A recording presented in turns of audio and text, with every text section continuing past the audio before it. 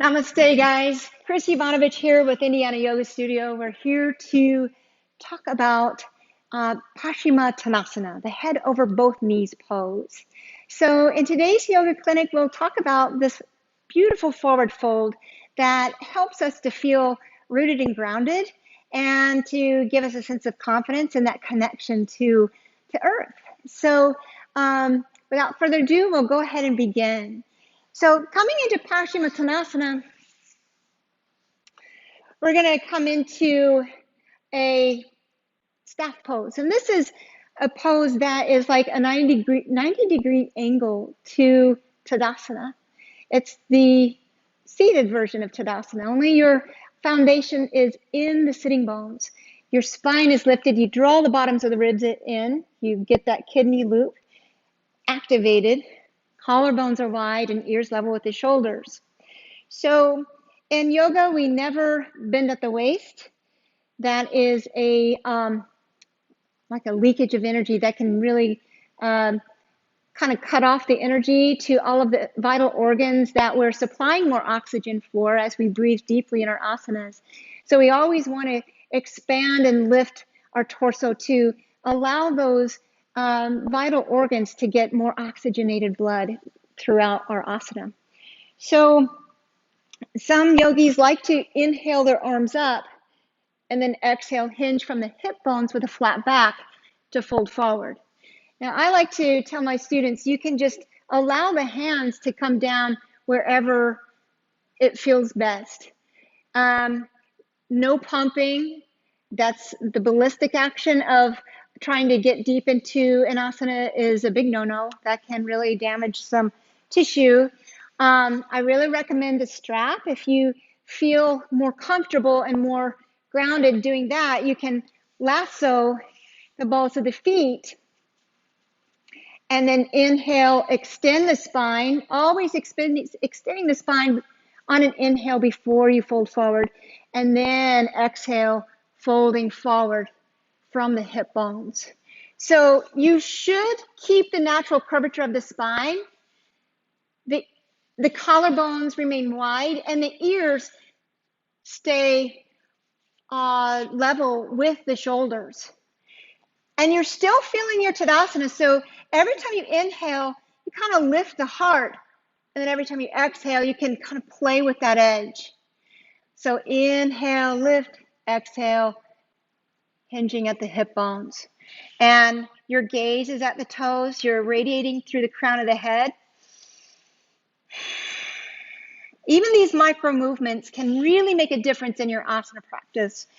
Now, for those of you that might suffer from lower back issues or any kind of knee issues, you may have to make some adjustments. So if you have knee issues, you always want to keep a little bend in the knees. Maybe place a rolled blanket underneath the knees. And that's good for the back as well. Another thing that might be helpful to keep the spine at a neutral position is to sit on a folded blanket. Lifting your sitting bones and sitting on the edge of a folded blanket can also help in keeping the spine nice and straight, and then coming into your Paschimottanasana on the exhale, folding on the exhale, inhale, extend the spine, exhale, fold forward. So you're always feeling that expansion and brightness in the torso area.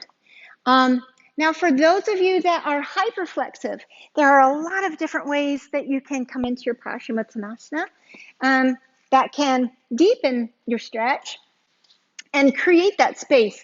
So the idea isn't so much, oh, well, how can I put my foot behind my head? How can I become more flexible? Or I can't do yoga because I'm not flexible. That's like saying you can't play the piano because you've never taken a piano lesson, or you don't want to take a piano lesson because you don't know how to play the piano. So this is just a way to create space in your body. So on a subtle energy level, the more space you create in your physical body, the more space you feel in your mind and your heart. And that's going to be a theme throughout all of these asana clinics. I'll just preach that throughout. It's all connected. We can't separate it. So how we carry ourselves throughout every day, every single minute is how it can affect our emotional and mental bodies. So for those of you that are already pretty open, but you'd like to explore opening a little bit more, you can use a block or two at the end of the feet. So if you want to inhale the arms up, you can inhale, extend the spine, exhale, fold forward, and you can play with your edge from here with a block or two. Some yogis, like in the Ashtanga tradition, like to place their peace fingers around the big toes. And that's just another variation that you can do to feel a little bit more stabilized in your asana if you can reach the toes. So inhale, lift, exhale, hinge from the hip bones. So you're always kind of lifting and folding forward, almost like an inchworm crawling on a stick or a branch. Also in the Ashtanga tradition, they'll place their hands together and place it around their feet. The drishti or the gaze should just be on the toes. And you're exhaling in your ujjayi breath to keep the body warm. So every time you inhale, you're expanding, you're lifting, you're brightening. Every time you exhale, you soften, you melt, you release into the pose. You try to find those two aspects that Krishnamacharya, the grandfather of yoga to the West, had always taught, that you should find that sthiram sukham, that steadiness and comfort in all of the asanas. Because when we can find steadiness and comfort in difficult, maybe not so much difficult, but challenging poses that challenges our edge, then we can take that off of the mat and learn how to breathe through challenging times, both in our mental and physical worlds. So it's literally training your central nervous system to respond intelligently to stress rather than have that knee-jerk reaction. And what better time in life than to do that now during the pandemic, when so many things are uncertain and we don't have answers for everything, and we feel disconnected from others at times. So the more connected we feel in our own bodies and our own hearts and minds, the more connected we're going to feel towards others. And the more we give that feeling of permission to be open with others, or for others to be open with us. So if you've ever seen somebody walking on the street and they're kind of hunched forward, they're not looking forward, their shoulders are kind of covering or hovering their hearts, they're not very approachable. But when you open the heart and you go through life with your heart instead of your head, then you're much more approachable. You seem more open, and more people are going to feel that energy and respond to that positively. So we've covered Paschimottanasana today. Again, there are variations that you can do if you have back issues. If you have very deep back issues, you can always lie on your bed or a flat surface of some kind, and you can do this lying down. And this actually is nice because what it does is it forces the back to stay nice and expanded, and the spine to stay nice and level.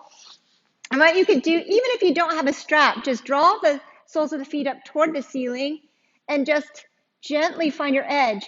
Your subtle energy, your muscular action is pressing down through the tailbone and pressing up to the heels.